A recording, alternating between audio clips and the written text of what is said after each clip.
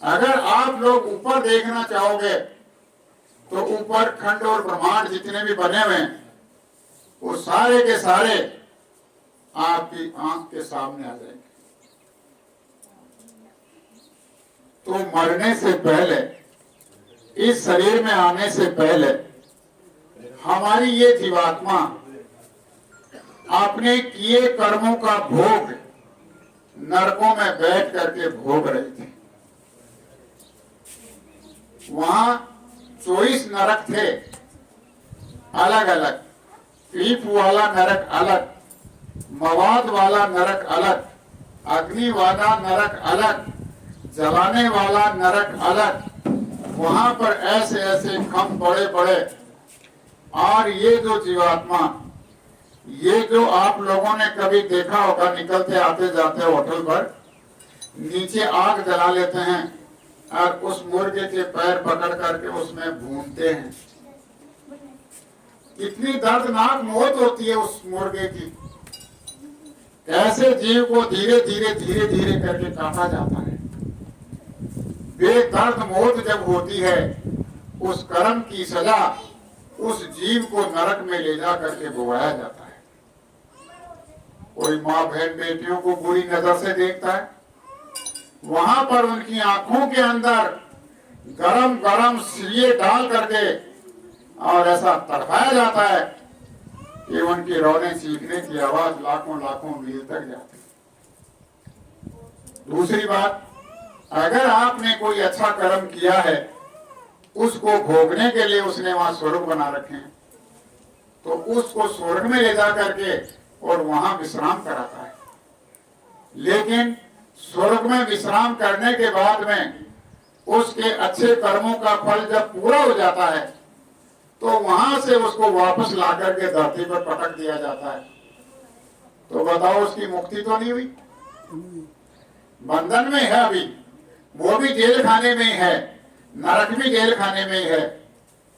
और जेल खाने में से निकल करके, नरकों में से निकल करके फिर कहां बंद करेगा? ये जो देख रहे हो आप, जानवर, पशु पक्षी, पेड़ पौधे, कीट पतंगे, और ये 4 प्रकार की जोड़ में अंडज, पिंडज, उखमज, स्थावर। अंडज जो अंडे से पैदा होते हैं, पिंडज जो पिंड से पैदा होते हैं, जो गर्भ में से ही पिंड लेकर के आते हैं, उखमज जो पसीने से, गर्मी से, गंदगी से जो पैदा होते हैं, और स्थावर ये जो स्थायी रूप से खड़े हैं। ये चारों के चारों कैटेगरी के योनि कितनी है? 84 लाख। इन 84 लाख योनियों के अंदर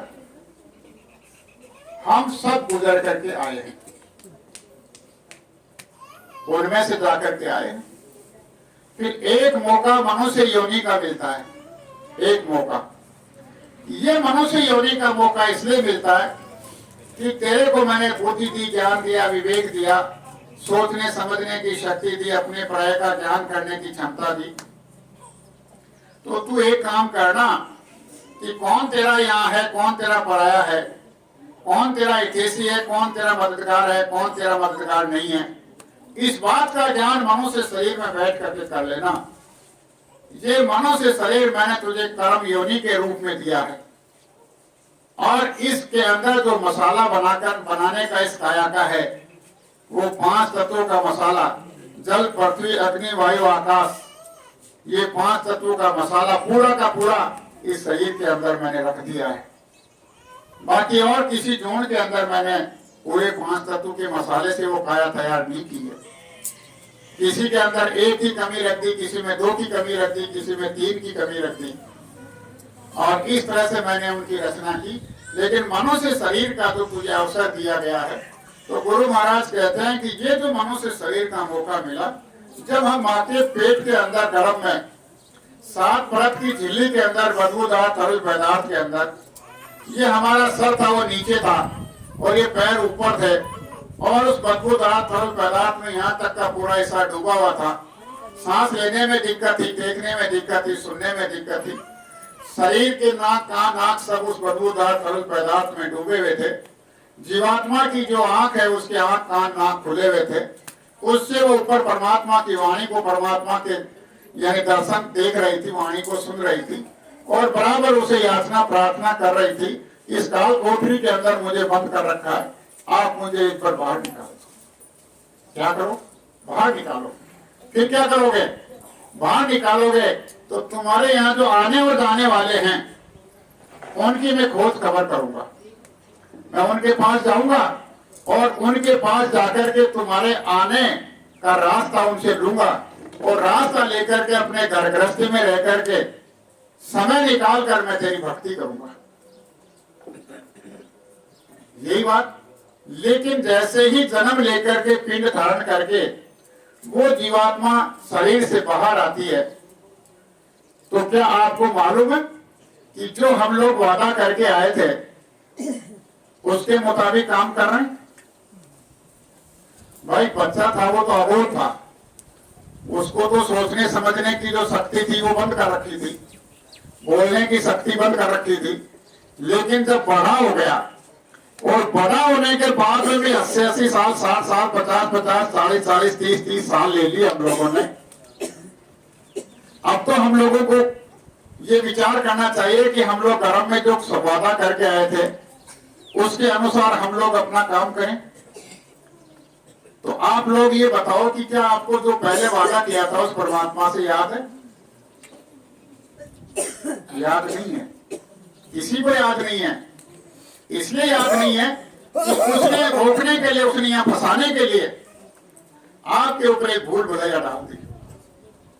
आपका दोष नहीं है कि आपको याद रहे, आपका दोष इसलिए नहीं है कि उसने आपके ऊपर एक भूल भुलैया का पर्दा डाल दिया।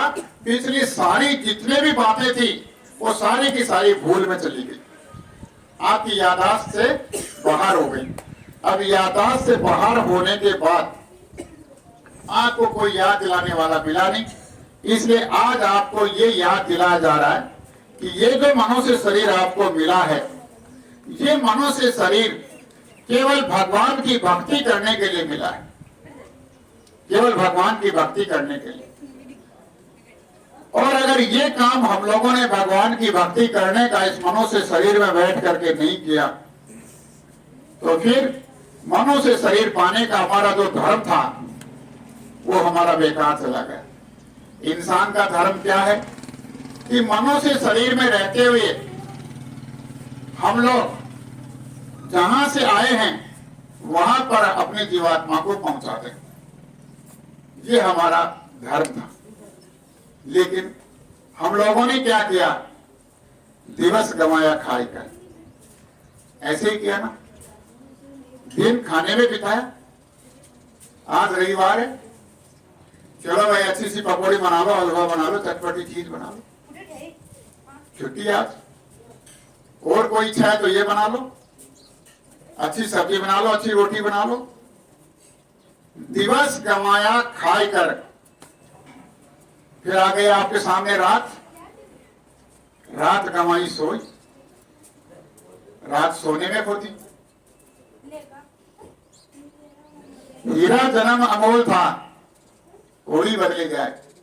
ये बेशकीमती शरीर किस काम के लिए आपको दिया गया, जो हीरे जवाहरात से भी इतना भारी महंगा, इतना अनमोल, जिसकी आपने एक फूटी कोड़ी के बराबर भी इसकी कीमत नहीं समझी। तीसरा काम क्या किया? परिवार को बढ़ाने का काम किया। यही तो किया, खाने का, सोने का, परिवार को बढ़ाने का। अब चौथा काम हमारा जो भगवान की भक्ति करने का था, उसको तो हमने दूर 5 को कांकड़ से बाहर रख दिया कि तू तो कांकड़ से बाहर है ना, अंदर ही मत आना। सोचा ही नहीं कभी। अब ये क्यों किया आपने? ये इसलिए किया कि आप जब 84 लाख योनियों में चल रहे थे, 84 लाख योनियों में क्या किया आपने? हर जोड़ के अंदर खाया, सोया, परिवार को बढ़ाया। यही तो हुआ। अब एक इतना लंबा स्वभाव पड़ गया और वो स्वभाव आपका मनुष्य शरीर में भी वही आप करने लग गए कि पहले जो करते आ रहे थे वही मनुष्य शरीर में करेंगे। लेकिन वो तो भोग योनि है, वो तो मनुष्य शरीर को पाकर के जो तुमने खोटे बुरे कर्म किए उनका भोग इस 84 जून में जाकर के भोग रहे हैं। लेकिन आप तो इंसान के चोले में हो, उनकी बराबरी आप कैसे कर रहे हो? आप जो काम कर रहे थे वो भी करो, लेकिन उस काम के साथ ही साथ आप अपनी जीवात्मा को जगाने का काम भी करो। यह तन दुर्लभ तुमने पाया, कोटि जन्म बट का जब खाया। ये मनुष्य शरीर आपको ऐसे ही नहीं मिला है, क्या आप सोचोगे ऐसे ही मिल गया? ये जवानी ऐसे ही नहीं मिलती है, बड़े भाग जवानी आती है, फिर लौट कभी नहीं आती है। अगर जवानी चली गई, आप ये सोचो कि दोबारा मुझे एक बार फिर मिल जाए, ऐसा नहीं है।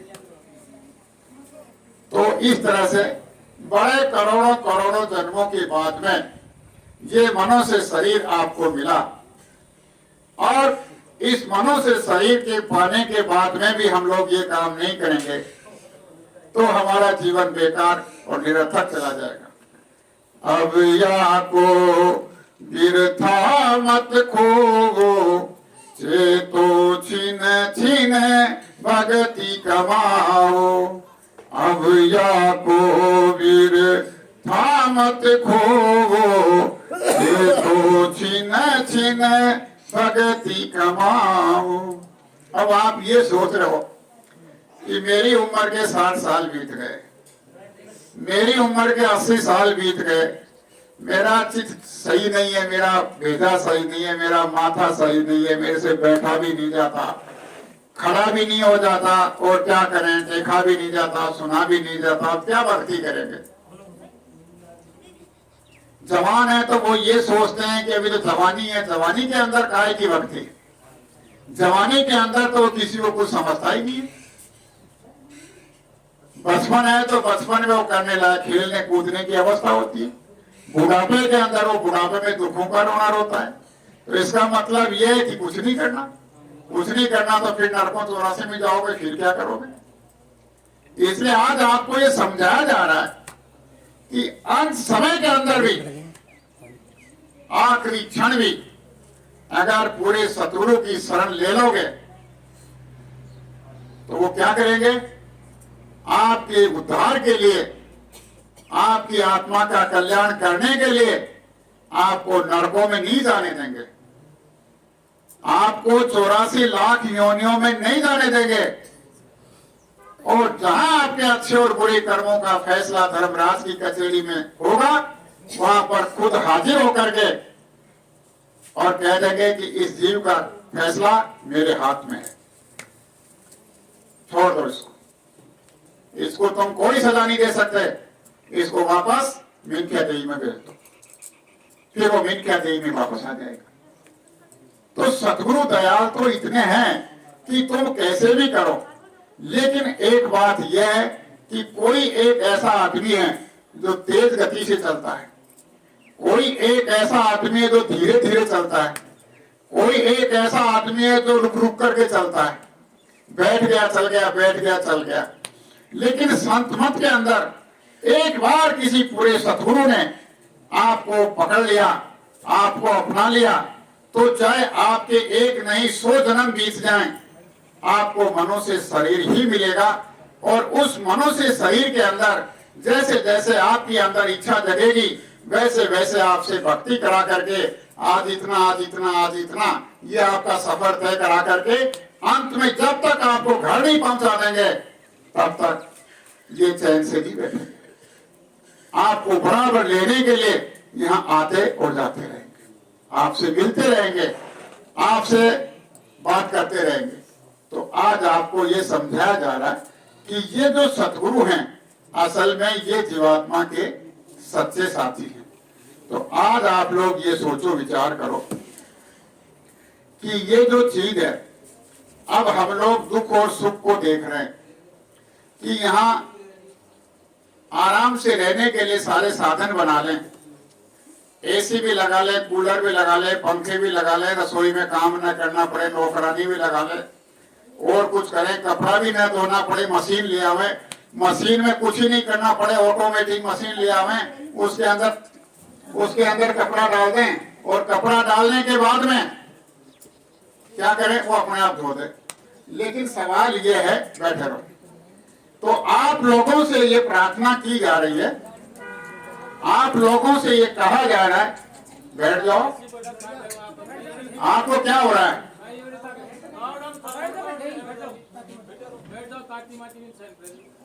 जब ये चीज है, वो चीज ऊंची है। अभी क्या देखा है? सुनो, आप अपना काम करो। अभी तो आपको पता कर्मों का खेल है, तो कौन ले लेंगे आप उसके कर्म? इसलिए सुनो बड़े ध्यान से। आप यहाँ जितनी भी सुविधाएं बना करके बैठे हुए हो कि हमको किसी भी चीज की तकलीफ ना हो, लेकिन आपने एसी लगा लिया और आपकी 2 दिन बिजली ना आई तो फिर क्या करोगे? एसी काम दे देगी? नहीं देगी। इसलिए कहने का मतलब है कि जिस सुख की तलाश में आप लोग भाग रहे हो, वो सुख यहां नहीं है, वो सुख यहां है ही नहीं। अगर आप असल में सुख पाना चाहते हो, आनंद पाना चाहते हो, अपनी आत्मा को सुखी बनाना चाहते हो, अपनी काया को निरोगी बनाना चाहते हो, आपके घर में किसी भी चीज की कोई कमी न रहे, अगर ऐसा आप लोग काम करना चाहते हो तो आप लोग क्या करोगे? एली मारी बाहर भटको काई, थारे सब सुख है गठ माही। एली मारी बाहर भटको काई, थारे सब सुख है गठ माही। अब गुरु महाराज क्या कह रहे हैं? हे जीवात्मा, अरे मन, तू बाहर क्या भटक रहा है? अगर तुझे असली सुख चाहिए, सच्चा सुख चाहिए, तो आप इस घट में आ जाओ, अंदर चलो। अंदर चलोगे तो ऐसी ऐसी रचनाएं जो क्षण क्षण बदलती रहती हैं, ऐसे ऐसे सुंदर सुंदर महल, बाग, बगीचे, पार्क आपको ऊपर दिखाई देंगे। वहां जो सुख मिलेगा उसका यहाँ एक क्षण मात्र भी नहीं है। मारी बाहर भटको काई, थारे सब सुख है गठ माही। हिली मारी बाहर भटको काई, थारे सब सुख है गठ माही। सारे के सारे सुख अंदर चलोगे तो मिलेंगे। अब अंदर चलने का रास्ता सतगुरु से मिलेगा। अंदर कैसे चलोगे? सतगुरु के जरिए। अब अंदर चलने के लिए जो 9 दरवाजे खोल रखे हैं आपने बाहर, इन 9 दरवाजों के गेट बंद करो। 9 गेट बंद कर दो। 9 गेट बंद करने का मतलब अपना जो ध्यान है, अपना जो ख्याल है, इन 9 दरवाजों के जरिए इस संसार के अंदर मत जाने दो। जब आप लोग उधर से अपना ध्यान समेट लोगे और वो ध्यान एक जगह लगा दोगे, तो कितनी देर में आपको पता लग जाएगा, ये भी ज्यादा है। इतनी सी देर के अंदर आपको सब कुछ दिखाई दे जाएगा। तो आज आपको ये बताया जा रहा है, लेकिन ये सब चीजें हम लोग अपने आप को पहचानने की कोशिश करें, हम अपने को जानने की कोशिश करें। जब हम अपने आप को पहचान लेंगे, हम अपने आप को जान लेंगे, तो ये हमारा काम बहुत आसान हो जाएगा। लेकिन अब आपको ये पूछा जाए, आपका क्या नाम है? क्या नाम है आपका? तो आप कहोगे कि मेरा नाम तोताराम है। मेरा नाम तोताराम है। तो किसका नाम बता रहा है वो? इस शरीर का नाम, शरीर का नाम बता रहा है। अगर उसको ज्ञान हो तो वो कहेगा कि मेरा कोई नाम नहीं। तो फिर तुम कौन हो? मैं एक आत्मा हूं, मैं एक आत्मा हूं। फिर पूछेगा कि आप कहां के रहने वाले हो? तो वो कहेगा कि मैं सापड़ा में रहता हूं। तो सापड़ा में तो ये शरीर रहता है, वो आत्मा सापड़ा में नहीं रहती है। तो कहां है? मेरा घर तो सतलोक में है। वहां कैसे जाओगे? गुरु के हवाले से, गुरु की दया से, गुरु से रास्ता लेकर के, गुरु से भेद लेकर के। तो जब इस तरह से आप चलोगे तो आपके दिल के अंदर हमारे घर में से कोई जाता है तो आपको विचार करना चाहिए, हमारे घर में कोई आता है तो आप लोगों को विचार करना चाहिए। क्या करना चाहिए? मारे घट में ज्ञान विचारो, यो कौन है बोलन हारो।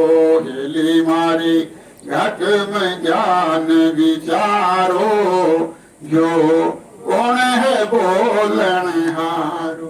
ये जो बोलने वाला इसके अंदर है, जो बैठा हुआ है, इसकी परख और पहचान करो। अब ये कहाँ बैठा है, इसकी परख पहचान करो।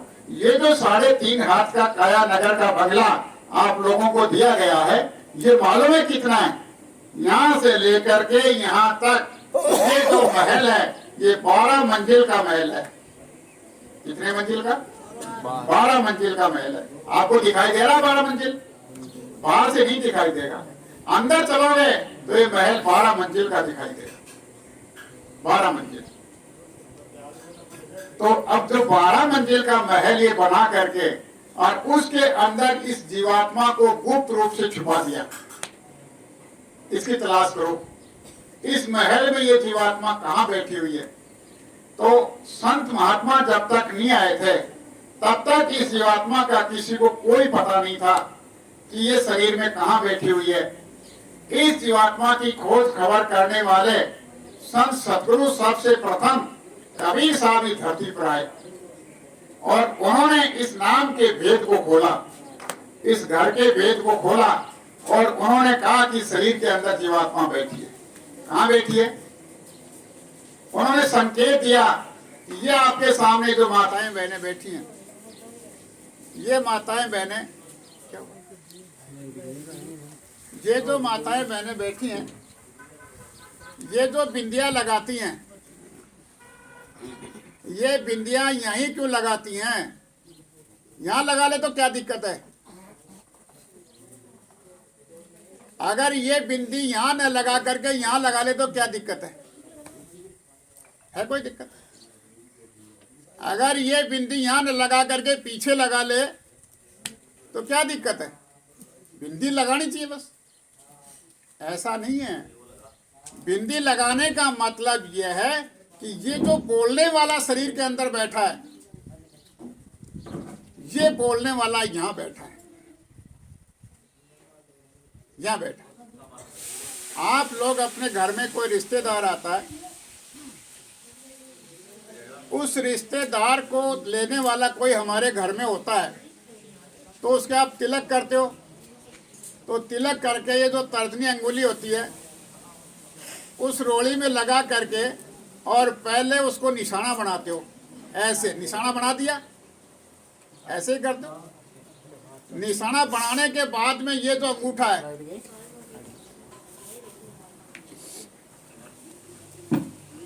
ये जो अंगूठा है, इस अंगूठे को रोड़ी में ऐसे लगाते हो। फिर रोड़ी में लगाने के बाद में जो पहले आपने निशान बनाया, उस निशान के ऊपर इस अंगूठे को रखते हो। अगर इस अंगूठे को आपने लगा दिया, अब अगर ऐसे नीचे लिया हो तो क्या होगा? आपका रिश्तेदार नाराज हो जाएगा,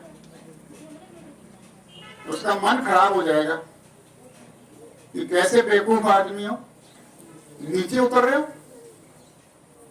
चढ़ना तो ऊपर था, उतर रहे हो नीचे। तो कहने का मतलब है कि ये जीवात्मा यहाँ बैठी हुई है, इस जीवात्मा को नीचे लेकर के नहीं जाना है, इस जीवात्मा को ऊपर लेके जाना है। ये परख पहचान हमारे आम परिवार में, कामकाज में रखी कि नहीं रखी? ये असल की नकल बाहर रखी गई। अब हमने नकल को भी नहीं समझा और असल को भी छोड़ दिया। असल भी गई, नकल भी गई। तो इसलिए आज आपको ये समझाया जा रहा है कि इस शरीर के अंदर जो आत्मा बैठी हुई है, इस आत्मा को लेकर के चलो। कहां चलो? धाम अपने चलो भाई, पराये देश नहीं रहना, काम अपना करो जाई, पराये काम नहीं फंसना। धाम अपने चलो भाई, जो आपका धाम है, आपका घर है, आपका देश है, उसमें चलो। ये तो जहां रह रहे हो, ये तो पराया देश है, पराया मुकाम है, इसमें नहीं रहना है। अपना काम करो।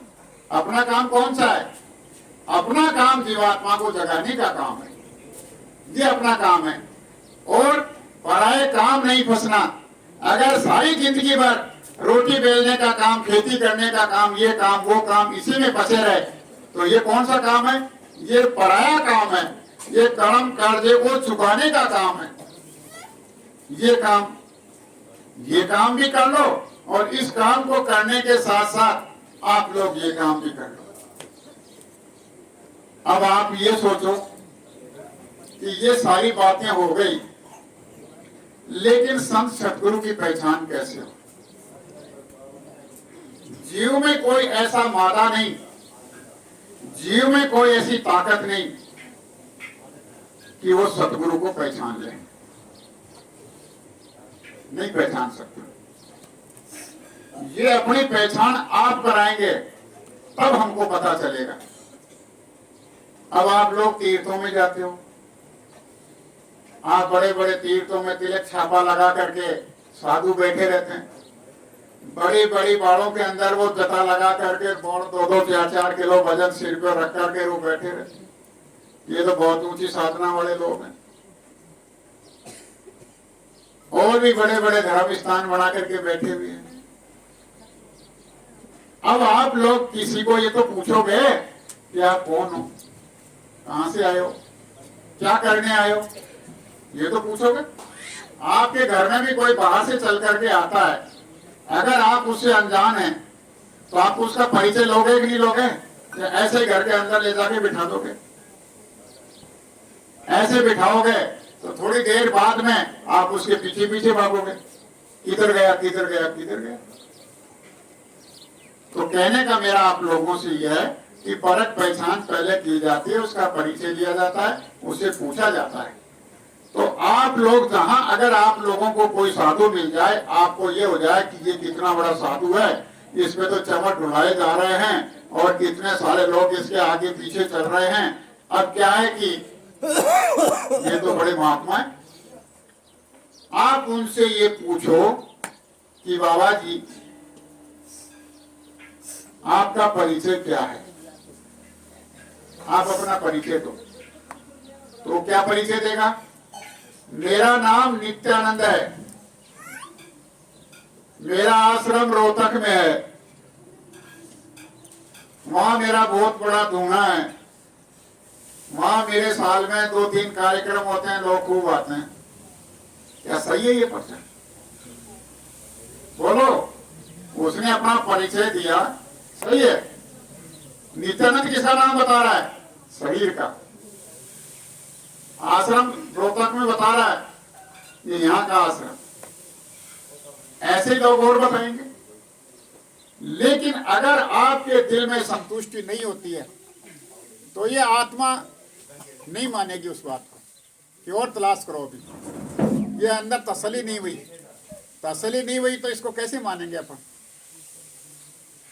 तो आप लोग जब तलाश करते हो तो कोई ऐसे साधारण वेशभूषा के अंदर, जो संत सतगुरु होते हैं वो आप जैसे साधारण वेशभूषा के अंदर रहते हैं। ऐसा वो नहीं दिखाते कि वह तिलक छापा करें, वो और करें, आडंबर करें, ये करें, नहीं। वो एकदम साधारण वेश में, और आप उनसे पूछोगे, उनका परिचय लोगे तो वो एक परिचय आपको देंगे, हम आए उस देश से। कि देखो बच्चों, मैं उस देश से आया हूं, मैं उस देश से आया हूं जहां तुम्हारो धाम, जहां के तुम रहने वाले हो। तुम्हारा भी देश वही है, मेरा भी देश वही है। जब तुम नहीं गए तो उस देश से चल कर के मैं इस मृत्यु लोक में तुम्हें लेने के लिए आया हूं। फिर को क्या क्या काम करोगे यहाँ पर आप आए हो तो आपका काम क्या करेंगे? तो वो बता रहे हैं कि यहाँ जो मेरा आने का मकसद है, यहाँ जो मेरा आने का काम है, वो एक ही काम है, तुमको घर पहुंचाना। एक हमारो काम। मैं इस जीवन के अंदर मरने से पहले तुमको उस घर में पहुंचाने का काम करूंगा। तुम्हारी गंदगी को धो के साफ करके और मैं वहां घर में पहुंचाने का काम करूंगा। अब आप लोग एक बात बताना, अगर आप लोगों ने जितनी संपत्ति इकट्ठी कर रखी है, जितने भी संपत्ति इकट्ठी कर रखी है, और आप लोग ये डिक्लेयर कर दो, ये घोषणा कर दो मेरी सारी की सारी संपत्ति, मेरी सारी की सारी संपत्ति मैं दान करता हूं, सारी की सारी संपत्ति दान करता हूं, तो आपकी जो औलाद होगी, आपके बेटे बहू होंगे, उनके दिल पर क्या गुजरेगी? वो नहीं करने देंगे। अगर आप ये कहो कि संपत्ति तुम ले लो, कोई बात नहीं, लेकिन इसके साथ मैंने जो खोटे बुरे कर्म किए हैं वो भी तुमको लेने पड़ेंगे। पत्नी से कहो, पत्नी मैंने जिंदगी के अंदर बहुत खोटे बुरे कर्म किए हैं, उन कर्मों को तुम ले लो। नहीं मैं नहीं लूंगी भाई। पत्नी पति से कहे, वो भी नहीं लेगा। बेटे बहू से कहो, वो भी नहीं लेगा। क्यों नहीं लेंगे? कर मारो संगाती वो राणा कोई नहीं, कर मारो संगाती वो राणा कोई नहीं, कर्मों का साथी कोई नहीं। धन संपत्ति का तो सब साथ हो जाएंगे, लेकिन कर्मों का साथी नहीं। कर्मों का साथी कौन होगा? ये जो देख रहे हैं, ये तुम्हारे अच्छे भी और तुम्हारे बुरे भी, दोनों के दोनों अच्छे और बुरे दोनों तरह के कर्मों को खत्म करेंगे। तो अच्छे कर्म खत्म करेंगे तो अच्छे कर्मों का फल आप लोगों ने जग लगा दिया। उस जग के अंदर 10,000 आदमियों को आपने भोजन करा दिया, आपका बहुत अच्छा कर्म बन गया। लेकिन उस कर्म का बदला भी आपको चूकना पड़ेगा। कैसे? जिन 10,000 आदमियों को आपने भोजन कराया, उन 10,000 आदमियों के एक एक घर घर के अंदर आपको जाना पड़ेगा और उनसे वो भोजन कराने का जो बदला है, उनके घर में जाकर के भोजन करना पड़ेगा। खिलाओगे, खाना पड़ेगा, मारोगे, मरना पड़ेगा। अच्छा और बुरा का मतलब यही है। वो जब अच्छा और बुरा, तो गुरु महाराज क्या करते हैं, जो जितने हमारे बुरे खोटे कर्म हैं, उन बुरे खोटे कर्मों को अंदर यानी योग रूपी अग्नि, यानी शब्द की अग्नि प्रज्वलित करके, और वो सारे के सारे कर्मों को उस योग रूपी अग्नि के अंदर उनको भस्म कर देते हैं। अगर आपके पास में 1000 मन ये कूड़ा है, अगर कोई कहे कि इसको उठा करके ले जाओ, कि कैसे ले जाएं?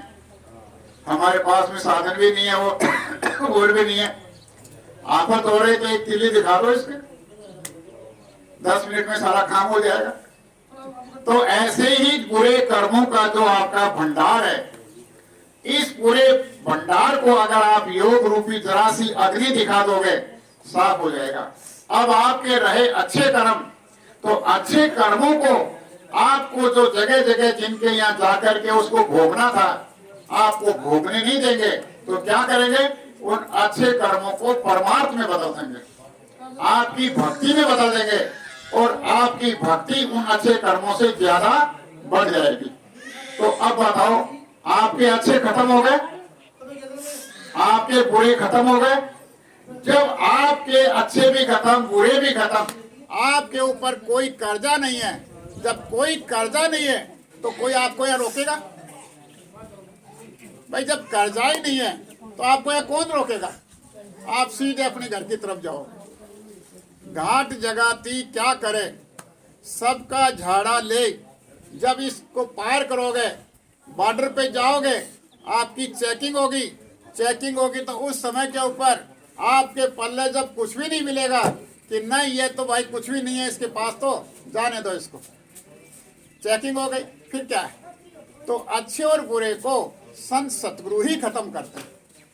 तो आज आप लोगों के सामने ये बात बताई गई, तो आप लोग इस पर विचार करना।